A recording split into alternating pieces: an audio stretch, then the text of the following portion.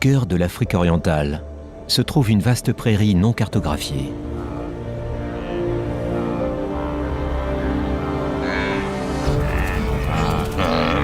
Sauvage et retirée, elle abritait autrefois d'immenses troupeaux paissants et des prédateurs à l'affût, attendant de prélever une proie. Mais 30 ans de guerre civile ont décimé cette vie sauvage.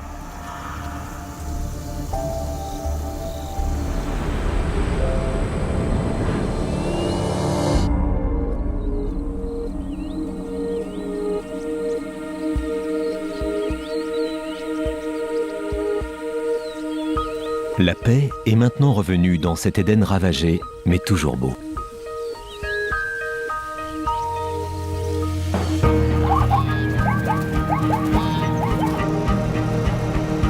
Un groupe de conservateurs extraordinaires essaie de redonner à ces prairies leur ancien lustre.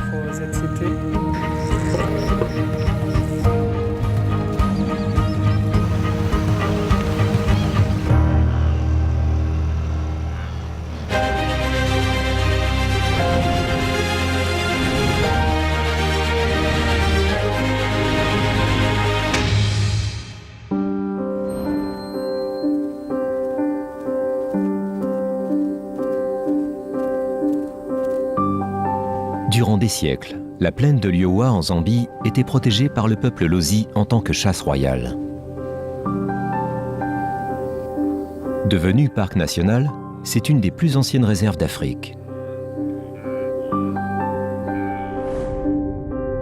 Ces prairies s'étendent sur plus de 3600 km² sur l'ancien royaume de Barotseland, qui chevauche la frontière nord-ouest de la Zambie près de l'Angola.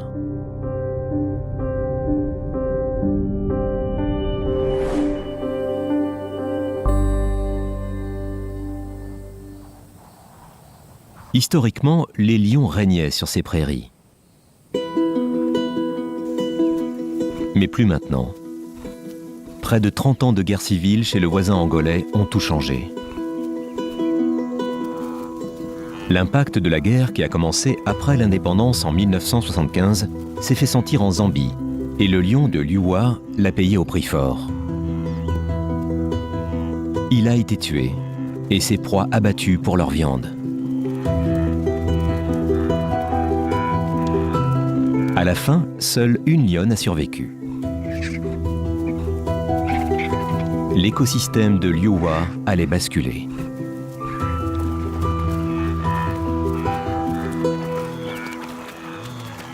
Avec le temps, la nature peut parfois guérir ses blessures.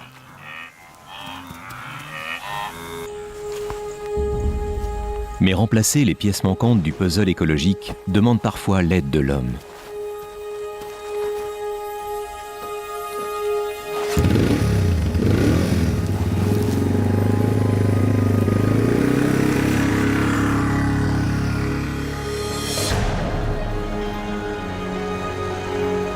Comprendre comment fonctionne un écosystème aussi vaste est un grand défi.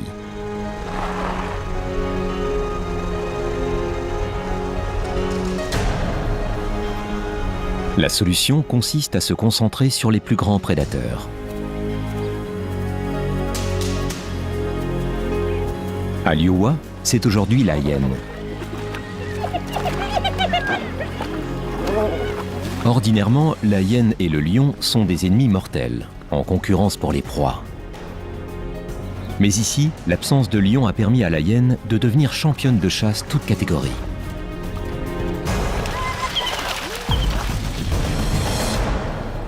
Si le sommet de la chaîne alimentaire s'en sort bien, ça signifie que tous les animaux prospèrent. Le programme zambien pour les carnivores surveille de près les grands prédateurs pour contrôler la santé de tout l'écosystème.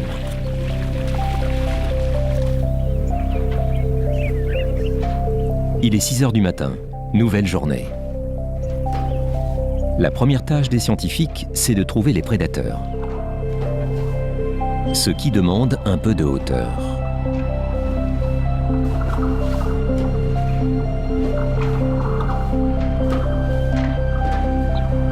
Les grands carnivores sont farouches et vivent sur des milliers de kilomètres carrés.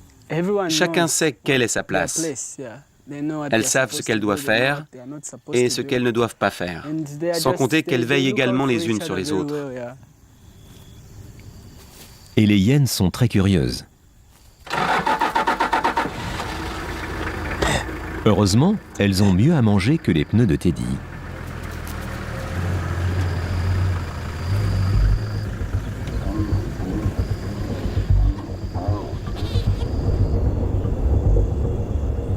Pour comprendre un prédateur, il faut le voir chasser.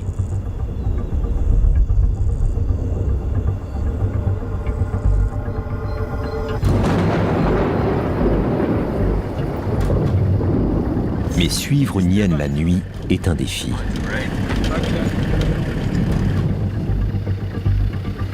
Les hyènes ont repéré un troupeau de gnous. Un orage, précurseur des pluies imminentes, aide à camoufler leur approche.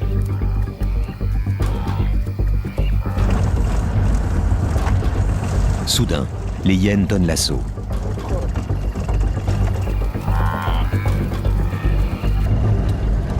Elles courent à 60 km/h. On les perd, c'est sûr. Impossible à suivre. On les perd. On les perd. Zut! Teddy conduit d'une main et essaie de garder leurs traces de l'autre. Les hyènes ciblent les gnous adultes, choisissant un vieux ou un faible et le pourchassant jusqu'à épuisement.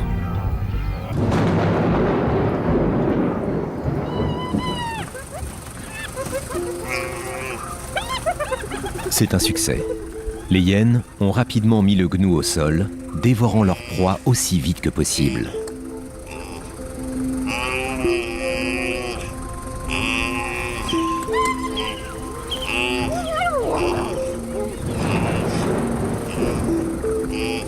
Avec leur ouïe perçante, toutes les hyènes à 8 km à la ronde ont pu entendre l'attaque et tenteront de grappiller un morceau.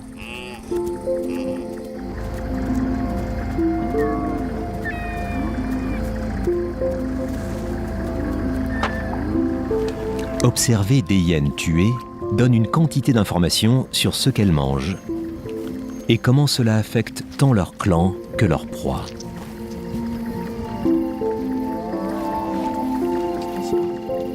En rassemblant tout ça, Teddy dessine les contours du rôle que jouent les hyènes dans l'écosystème.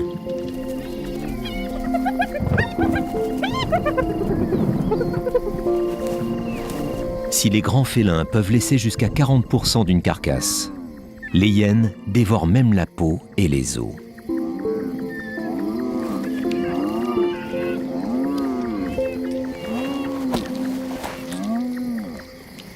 Dans moins d'une heure, il ne restera pratiquement rien.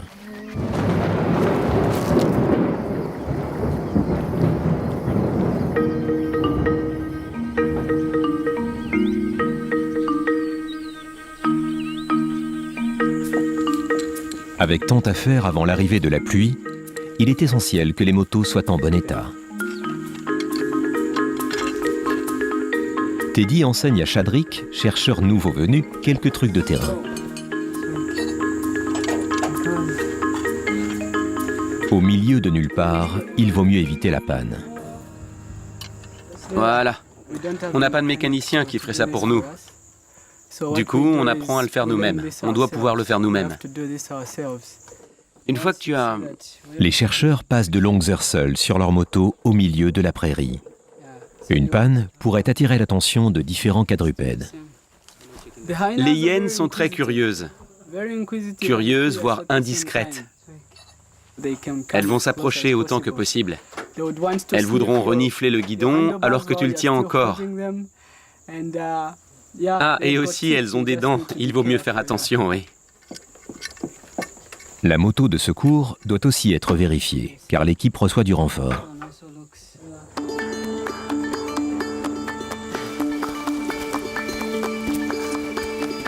Voilà ce qu'on a eu cette année. Jaciel Msoka est l'un des cofondateurs du projet. En 2009, il a aidé à mettre en place le programme de recherche de Liuwa. Il est maintenant écologiste en chef au ministère zambien des parcs et de la vie sauvage à Lusaka, mais il revient régulièrement aider à Liuwa.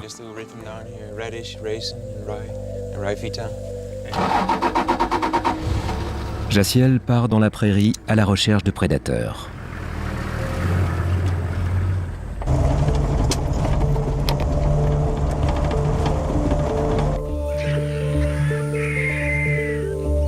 Les vautours qui tournoient mènent les chercheurs à une carcasse.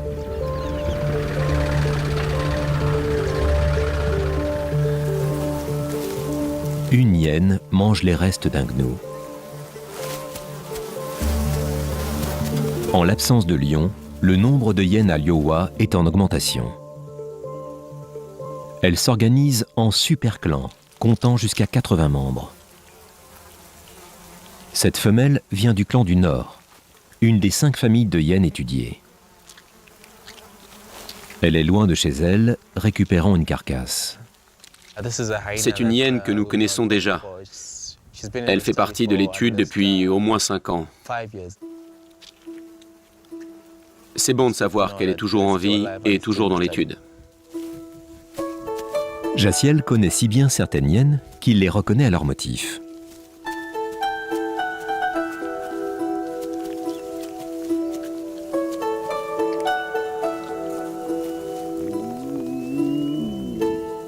Avec ses 70 kilos, cette hyène est plus grande que le mâle qui approche. Elle prend le pas sur lui.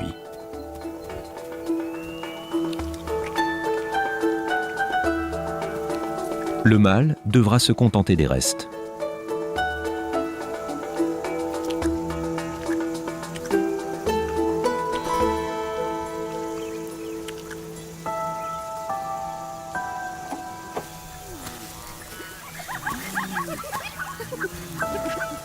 Jaciel et Chadrick veulent voir les restes de plus près.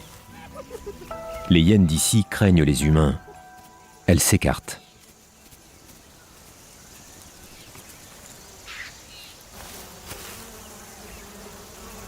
Ils collectent des échantillons pour récolter des données.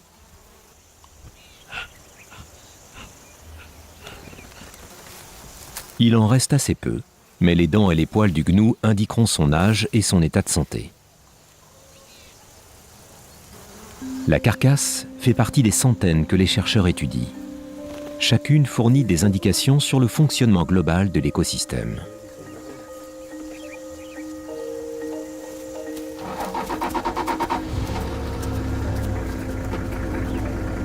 Voir cette hyène s'aventurer aussi loin dans le territoire d'un autre clan signifie que son clan du Nord doit souffrir. Pour savoir pourquoi, Jaciel veut aller voir leur tanière.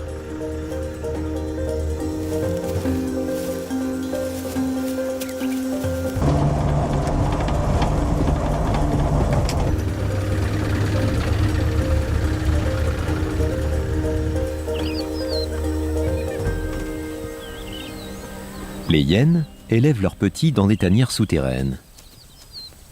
La zone autour de celle-ci est commune. Au crépuscule, c'est le centre de la vie sociale.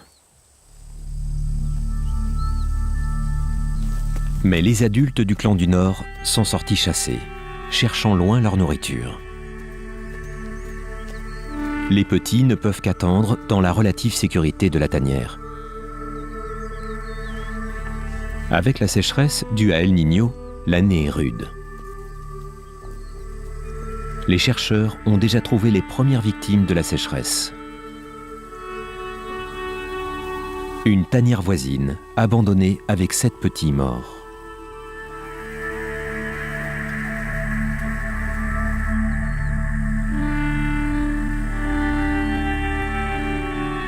Quand les temps sont durs, les mères ne reviennent pas toujours à la tanière pour nourrir les petits. Si les adultes du clan du Nord ne reviennent pas dans les 2 jours, ces petits mourront.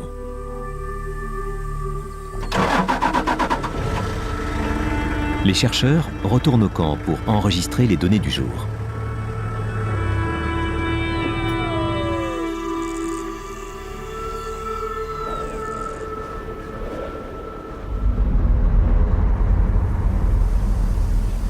Il est 7 heures. Matt Baker, le chef du projet, est sorti superviser le secteur oriental de la prairie. 7 ans plus tôt, Matt a aidé Jaciel à mettre en place le programme de recherche sur les carnivores.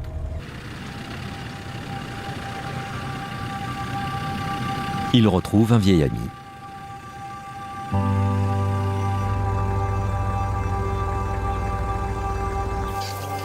Voici Lady, la célèbre ultime lionne de Liuwa. Potentiellement âgée de 16 ans, elle est vieille pour une lionne, mais elle est en pleine forme. Depuis près de 10 ans, elle vit seule dans cette vaste prairie.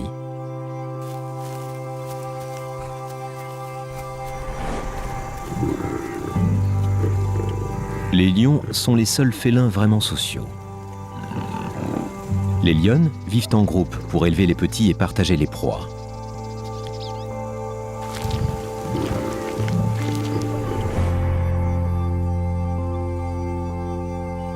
En l'absence d'autres lions, Lady est devenue si seule qu'elle a commencé à aller dans le camp de Liuwa. Il était courant de la voir dans le camp ou traîner à proximité, à un point que ça devenait embarrassant. Il n'est pas sage d'avoir un lion aussi proche d'habitation. Mais elle s'est habituée à ça. Elle n'a jamais été dangereuse pour qui que ce soit. En signe de respect, la lionne a été baptisée Lady Liuwa. On la trouve forcément remarquable. Et ça n'a rien à voir avec la science, la conservation ou quoi que ce soit. C'est simplement un animal remarquable.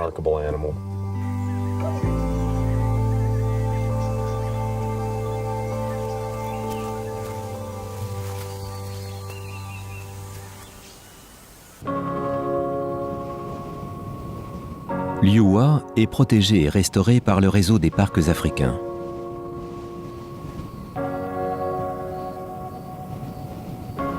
Pour contrer la solitude de Lady, en 2009, le réseau a réintroduit 2 mâles.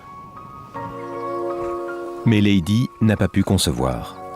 L'équipe de Matt a travaillé avec le réseau pour introduire une autre lionne. Ils l'ont appelée Sepu, qui signifie espoir, signe de ce qu'on attend d'elle pour lancer une nouvelle génération sous la tutelle de Lady.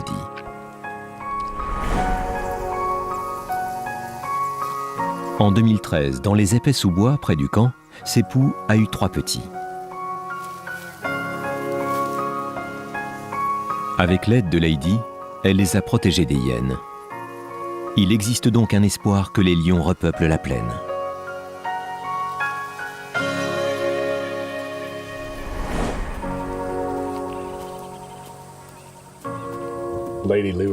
L'histoire de Lady Liuwa est assez représentative de l'histoire de la prairie de Liuwa en général. Une sorte de renouveau, de reconquête. Au crépuscule de sa vie, nous avons maintenant la première troupe depuis 10 ans à Liuwa. On peut les voir interagir avec elle. Même si ce ne sont pas les siens, elle est manifestement la matriarche de cette troupe. C'est un lion particulier. Elle symbolise vraiment tout ce que représente Liuwa. Étant aussi peu nombreuse, la nouvelle troupe a besoin d'une surveillance très attentive. Il y a un problème. Il n'y a que 3 lions. Lady, Sepu et un des juvéniles. 2 jeunes ont disparu.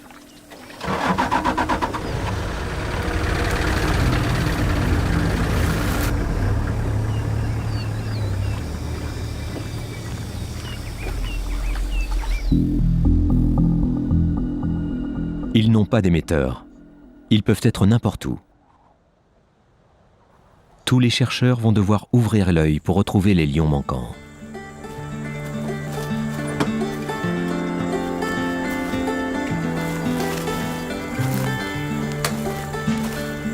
Au camp, Jaciel décide de retourner voir si les hyènes du clan du Nord sont revenues à leur tanière.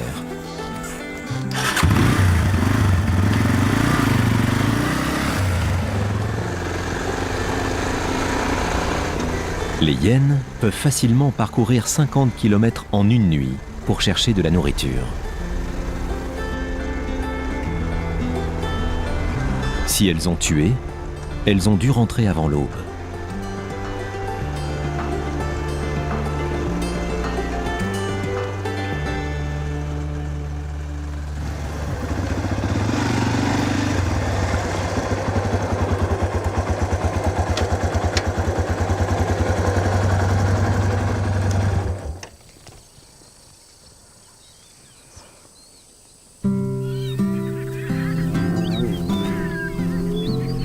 Les femelles sont revenues. Enfin, les petits peuvent téter de nouveau.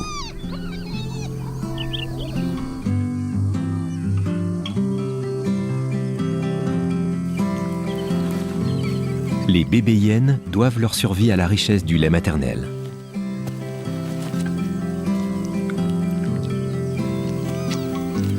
Le lait de hyène a l'un des taux de protéines et de graisse les plus élevés de tous les mammifères terrestres.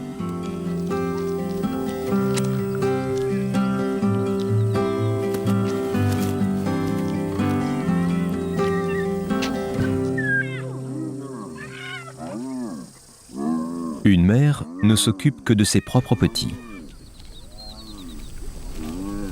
Cette femelle de haut rang est l'une des meneuses du clan. Elle se sert en premier et produit le lait le plus riche. Ces deux petits deviendront plus grands et plus forts que les autres petits du clan. Un jour, ils tenteront de devenir chefs.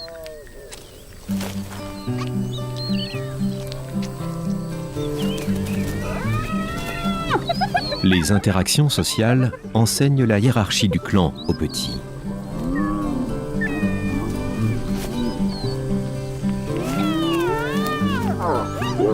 Seuls les mâles de haut rang sont acceptés aux alentours.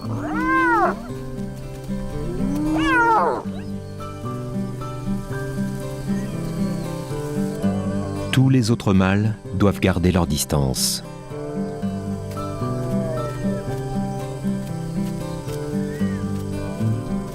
Jaciel photographie chaque individu pour que l'étude puisse suivre le devenir de ce clan.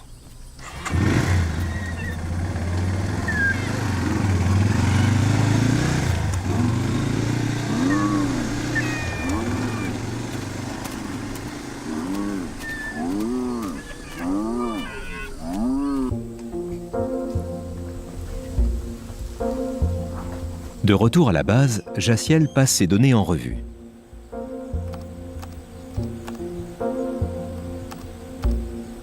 D'abord, il doit identifier les hyènes sur ses photos. Leurs tâches sont aussi personnelles que nos empreintes digitales.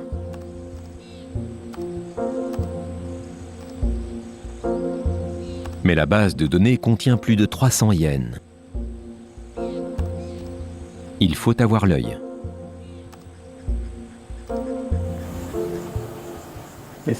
Ça pourrait être celle-là.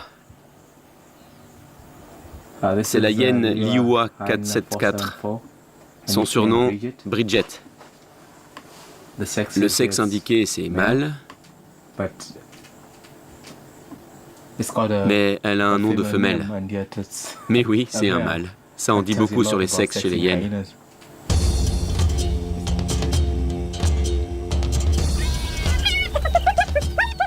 Les femelles ont le pouvoir chez les hyènes. Difficile de déterminer le sexe.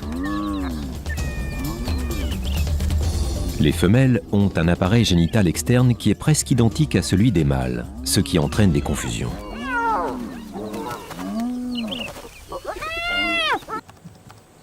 Ayant identifié ces hyènes, Jaciel peut entrer les données. Ainsi, l'étude dessine un tableau à long terme de la survie, la reproduction et l'impact des hyènes sur l'écosystème.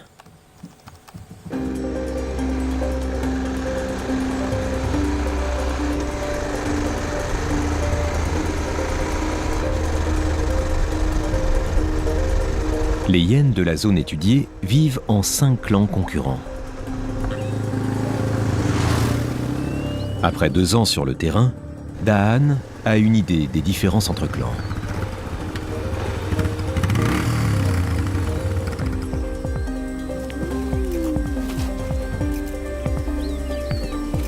En utilisant les colliers émetteurs et en observant intensément les individus, les chercheurs ont pu voir pourquoi le clan du Nord était en difficulté pour trouver de la nourriture. La sécheresse a frappé leur maigre accès à l'eau et leurs proies restent à distance.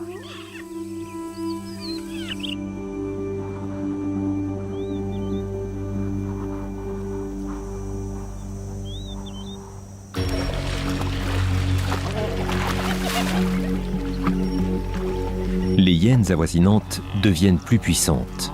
Elles réduisent le territoire du clan du Nord.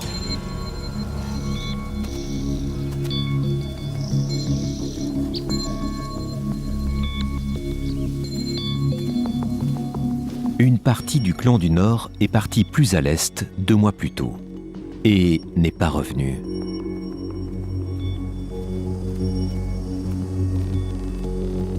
Trois de ces hyènes ont un émetteur, mais le signal est trop loin.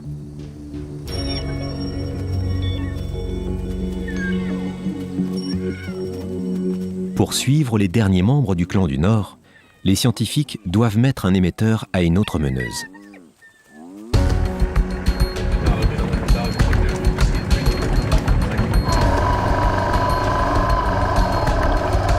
Teddy trouve leur cible en train de se rafraîchir. Pour lui poser l'émetteur, il faudra l'endormir.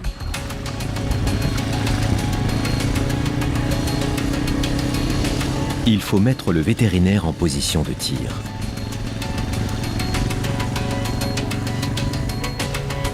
Leur cible est celle qui se tient debout. Ils font des cercles autour d'elle pour qu'elle s'habitue à leur présence.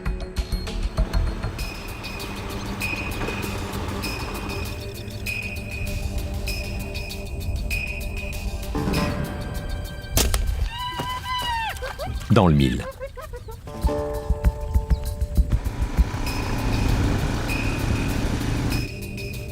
Le produit agit rapidement.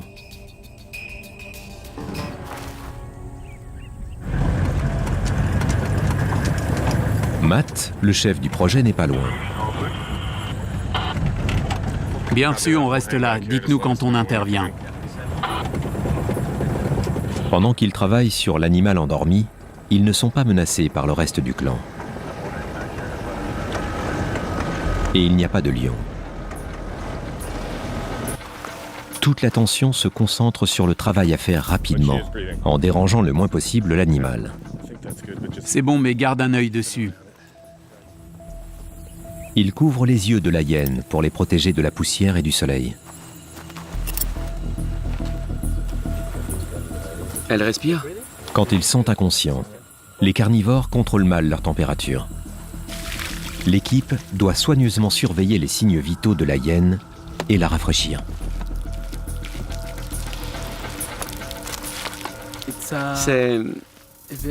C'est un grand moment d'angoisse. Parce qu'on ne sait pas comment ça peut finir. Poser le collier demande beaucoup de précision. Il doit permettre à la hyène de grandir, mais ne doit pas être lâche au risque d'être arrachée. Elle a soif. Il profite de cette rare occasion pour vérifier la santé de la hyène et pour récolter quelques données. L'analyse de son ADN les informera sur les relations internes au clan. Hauteur, longueur et denture permettent de donner un âge et fournissent un profil de ce membre de la population de Liuwa. Il règle le collier.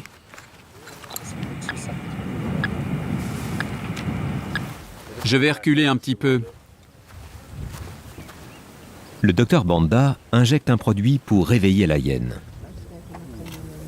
Et tout le monde recule tranquillement pour la laisser au calme.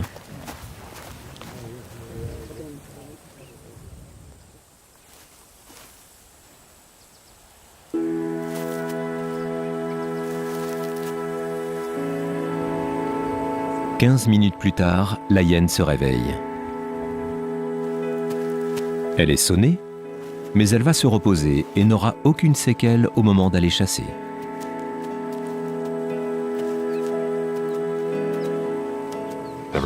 Tout le monde a un travail, tout le monde le fait bien. La sécurité et le confort de l'animal sont les éléments essentiels. Ça s'est passé aussi bien que possible. Bien joué les gars, ça s'est bien passé. Pendant les 3 prochaines années, durée de vie du collier, les chercheurs pourront suivre cette hyène jour et nuit. Ils connaîtront les évolutions du clan du Nord et sauront mieux le rôle que jouent ces hyènes dans la reconstruction de Liuwa. La femelle se lève, sans savoir que sa vie contribue à nourrir la science.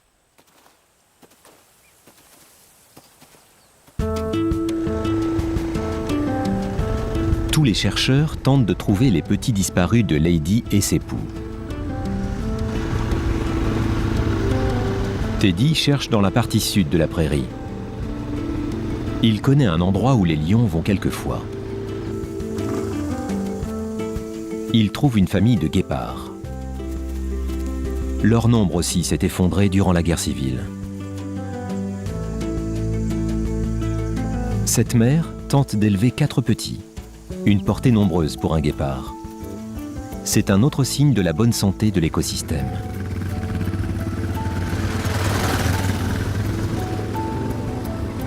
Il y a aussi des hyènes, mais pas de lionceaux. Pour un homme à moto, les lions sont dangereux. Teddy n'oubliera jamais la première fois où, à moto, il a croisé un lion. Quand je suis venu ici en novembre 2013, je suis tombé sur un mâle. Sachant que j'avais peu de carburant dans ma moto, je me suis arrêté. Mais le lion est devenu curieux. J'étais à 40, 50 mètres de lui. Je me suis dit, c'est le moment de partir. Au moment où je démarre, la moto, elle, ne démarre pas. Alors qu'est-ce que j'ai fait ? Finalement, je me suis souvenu, je suis passé sur le réservoir de secours. J'ai tourné le bouton du réservoir de secours et ça a marché. Je peux vous dire que mon cœur battait à 1000 à l'heure.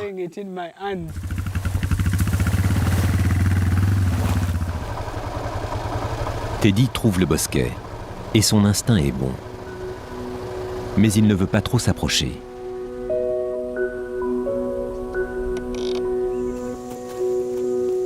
Difficile de dire combien sont là-dedans.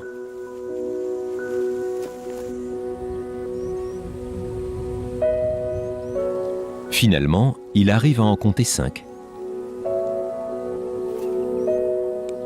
Papa Mike pour ZCP.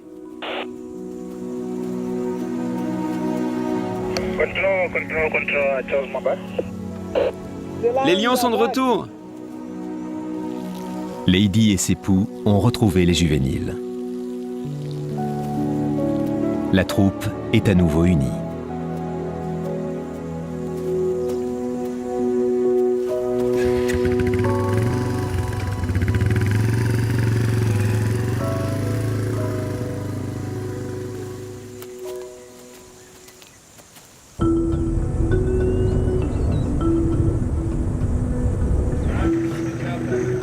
Au camp de base, le lendemain, l'équipe se rassemble. Il y a un nouveau colis à poser, mais qui implique plus de précautions. C'est celui de Lady Liuwa. Lady est une vieille lionne. Remplacer son collier va être délicat. Du fait de son rôle dans la troupe, il faut qu'on puisse la trouver et la suivre. On doit la surveiller avec la troupe. À son âge, elle est moins apte à chasser. Potentiellement, elle pourrait avoir des problèmes avec du bétail. Il faut donc qu'on parvienne à éviter toutes sortes d'ennuis.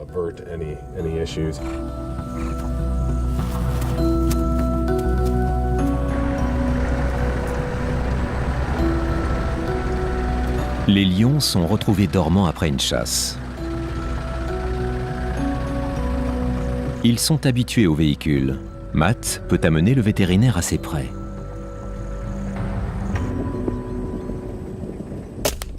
Oui. C'est un tir facile.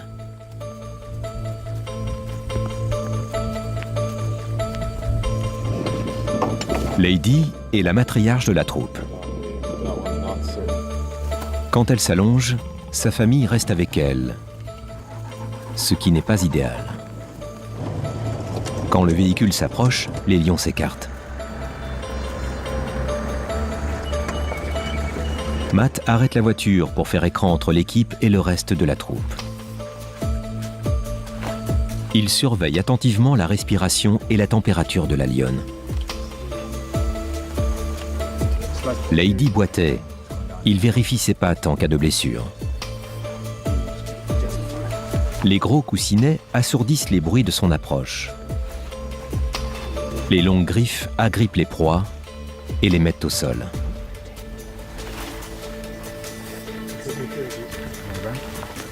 Tiens ça, c'est bon. Oui, c'est bon. Ok, je vais mettre le sac ici. Les lions ont recours à leurs puissantes mâchoires pour prendre les proies à la gorge et les étouffer.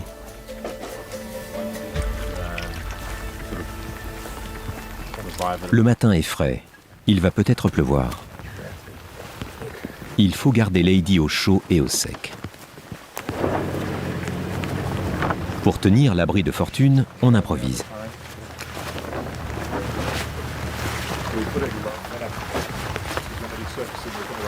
Le vétérinaire ne veut pas surcharger Lady en médicaments. Il laisse le sédatif se dissiper de lui-même. Matt surveille de près le réveil de la lionne.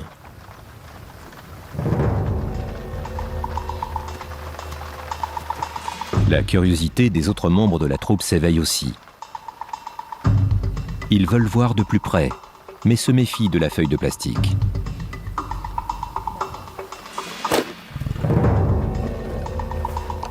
Un lionceau trouve le courage d'approcher. Le pied de caoutchouc de la caméra est trop tentant.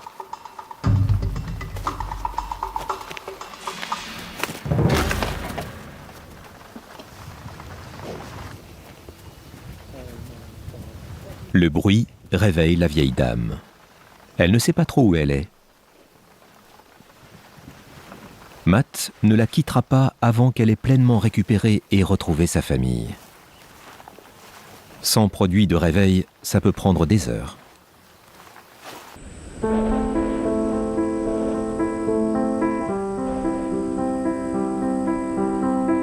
Il ne pleut pas et les températures montent.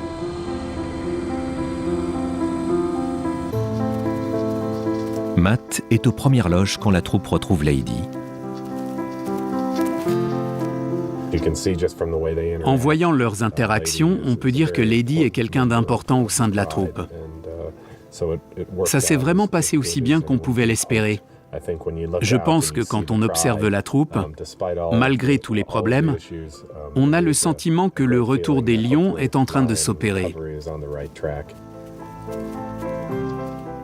S'il y a bien un lion qui a vécu une vie exceptionnellement longue et riche, je pense que c'est Lady. J'aimerais bien qu'elle ait encore de longues années, mais je sais qu'elle n'est pas éternelle. C'est dur d'imaginer Liuwa sans Lady.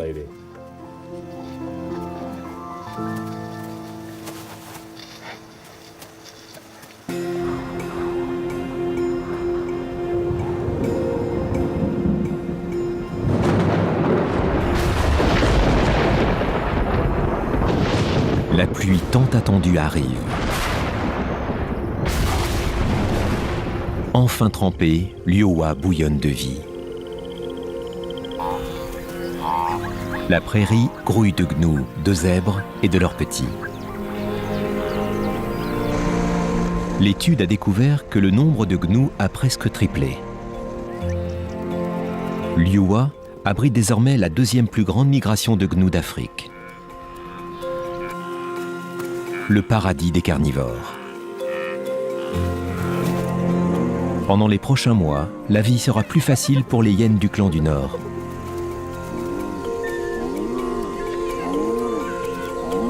En ces temps d'abondance, la famille Guépard pourra prospérer. Une fois achevée la pause des colliers de l'année, les scientifiques pourront suivre le mouvement. Sous leur regard attentif, une des plus grandes réussites africaines poursuivra son essor. Les saisons passent. L'ordre naturel se restaure peu à peu. Et le parc national Yowa retrouve sa splendeur passée.